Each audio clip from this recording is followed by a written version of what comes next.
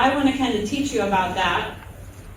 Ordinary income, some people don't understand that ordinary income is going to include your 401k money, your IRA money, those types of income streams that come out, and that means that they're going to be taxed at your federal tax rates. And so that's, to me, something when you start looking at what people put in their retirement portfolios, we want them to have different assets. We want them to be able to be secure and know, hey, if I need to lower my tax, if I need to manipulate my tax one year, I could draw from this asset, where if in a year that maybe I have more deductions, I have more credits, I could pull from maybe my taxable IRA or 401k accounts. So how is your income taxed? Well, earned income is ordinary income. It's at your marginal tax rate. When you start looking, though, at long-term capital gains, they have their own tax rate.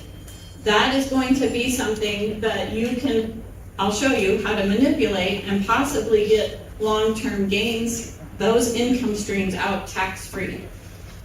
You have short-term capital gains, meaning that that investment wasn't held for at least 12 months, so it just gets taxed at an ordinary income tax rate.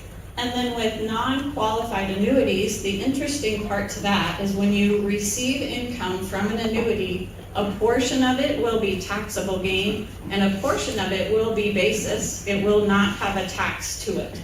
And so that can fluctuate depending upon the annuity you buy and how long the term is that you're receiving those funds. The IRAs and 401ks, like I said, if it's a traditional pre-tax, it just gets added to your ordinary income. But the cool part here is Roth IRAs, 401k, or your life insurance distributions. Those three assets can give you income that is completely tax-free, and then it can give you other income streams and make those tax-free too. And that's the part I'll show you. I have software that can do that. Social Security. How many understand that your Social Security could be taxed? Right? Right. And it was all done quite a while ago. We saw significant changes. Everybody used to receive Social Security benefits tax-free. Now, depending upon how much other income, reportable income you bring in, your Social Security could be taxable too. And so I want to help you learn how to keep that tax-free.